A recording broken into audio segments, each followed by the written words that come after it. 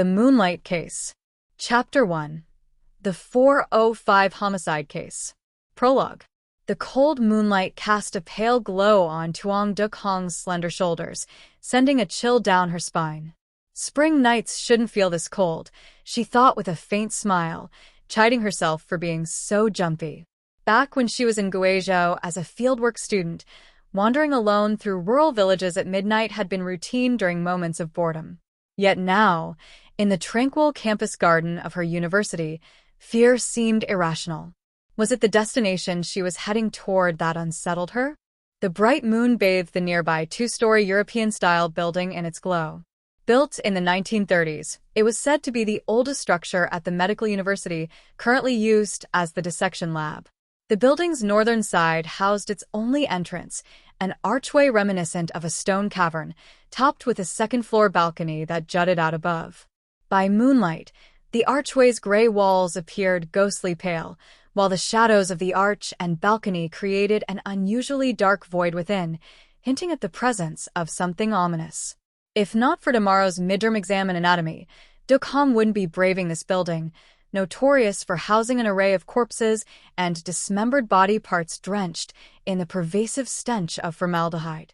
As a late entrant into the university's final cohort of worker-peasant-soldier students, Duk Hong had endured 7 long years of grueling fieldwork before she could finally pursue her dream. However, at 26 years old, she struggled to match the sharp memory and quick thinking of her 17 to 18-year-old peers. Determined to excel, she returned to the dissection lab not out of last-minute desperation but to solidify her grasp on the material.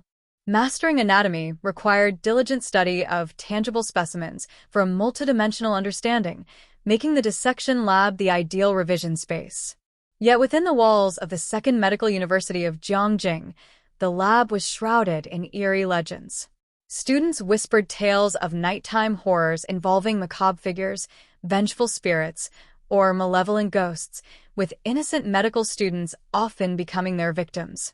Post-study hours at 11 p.m., the lab transformed into forbidden territory. Tonight, after revising in the lab with friends, Duk Hong had returned to her dormitory but felt uneasy, believing her studies were incomplete. Unable to resist the pull of the lab, she ventured back alone. Lost in thought, she soon found herself at the archway. Were the ghost stories true? Her heart pounded faster. No, they couldn't be. After all, she'd faced countless challenges during her years of fieldwork and wasn't as gullible as her younger peers. But why, then, did she suddenly shiver? Her heartbeat echoed loudly in her ears. To steady herself, Duk Hong softly closed her eyes and recited a self-composed rhyme on cardiac anatomy. Blood flows to the atrium, then to the ventricle. The left has the mitral, the right has the tricuspid.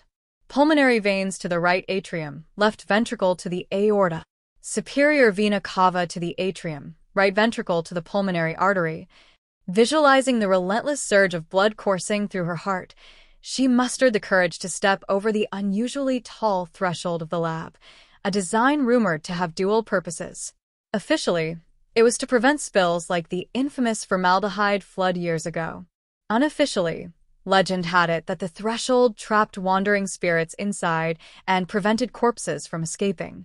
Beyond the threshold were 5 steep steps leading to a wooden door. Grasping its brass handle, she hesitated. Should she turn back? But giving in to fear would mean squandering this golden opportunity to study.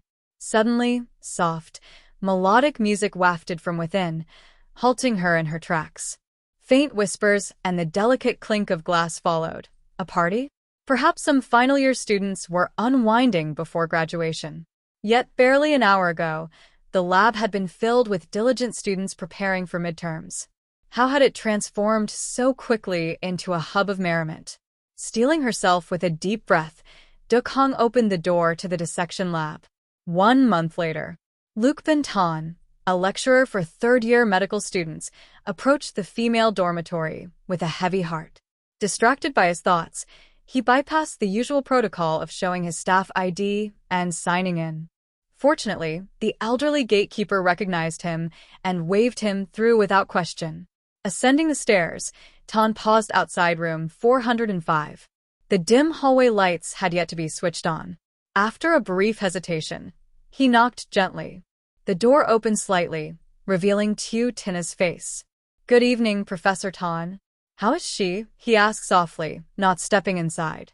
"She's stable at times, just as sharp and clear-minded as before. But then she'll suddenly start saying strange things," Tu Tin replied.